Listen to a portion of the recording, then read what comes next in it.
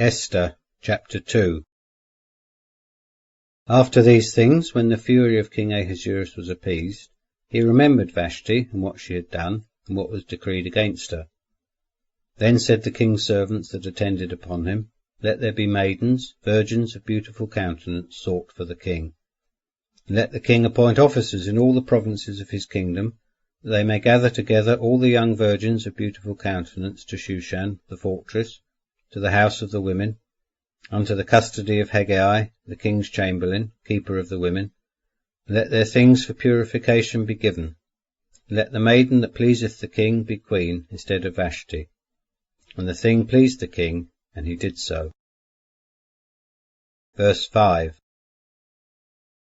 There was in Shushan the fortress a certain Jew, whose name was Mordecai, the son of Jair, the son of Shimei, the son of Kish, a Benjaminite, who had been carried away from Jerusalem with the captives who had been carried away with Jeconiah, king of Judah, whom Nebuchadnezzar the king of Babylon had carried away. And he brought up Hadassah, that is, Esther, his uncle's daughter, for she had neither father nor mother, and the maiden was fair and beautiful.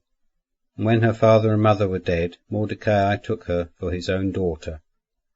And it came to pass, when the king's commandment and his decree was heard, and when many maidens were gathered together unto Shushan the fortress, unto the custody of Hegai, that Esther also was brought into the king's house, unto the custody of Hegai, keeper of the women.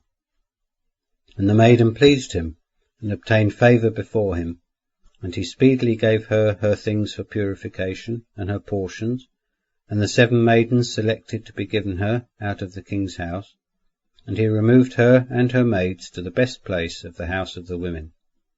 Esther had not made known her people, nor her birth, for Mordecai had charged her that she should not make it known.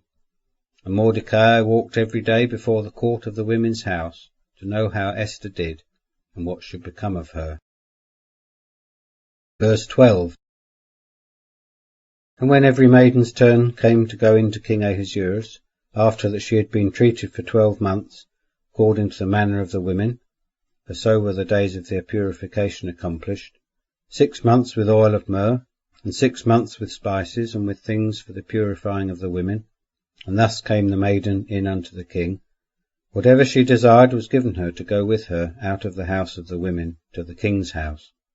In the evening she went, and on the morrow she returned into the second house of the women, unto the custody of Shaashgaz, the king's chamberlain, keeper of the concubines. She came into the king no more, unless the king delighted in her, and she were called by name. Verse 15. And when the turn of Esther, the daughter of Abihail, the uncle of Mordecai, who had taken her for his daughter, came to go into the king, she required nothing but what Hegai, the king's chamberlain, keeper of the women, appointed. And Esther obtained grace in the sight of all them that saw her. So Esther was taken to King Ahasuerus into his royal house in the 10th month, that is, the month Tebeth, in the 7th year of his reign. And the king loved Esther above all the women, and she obtained grace and favour in his sight more than all the virgins, and he set the royal crown upon her head, and made her queen instead of Vashti. And the king made a great feast to all his princes and his servants, Esther's feast. And he made a release to the provinces, and gave presents according to the king's bounty. Verse 19. And when the virgins were gathered together the second time, Mordecai sat in the king's gate. Esther, as Mordecai had charged her, had not yet made known her birth nor her people, for Esther did what Mordecai told her, like as when she was brought up with him. In those days, while Mordecai sat in the king's gate, 2 of the king's chamberlains, Bigthan and Teresh, of those which kept the threshold, were wroth, and sought to lay hand on the king Ahasuerus.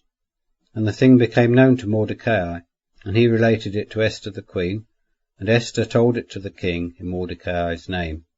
And the matter was investigated and found out, and they were both hanged on a tree, and it was written in the book of the Chronicles before the king.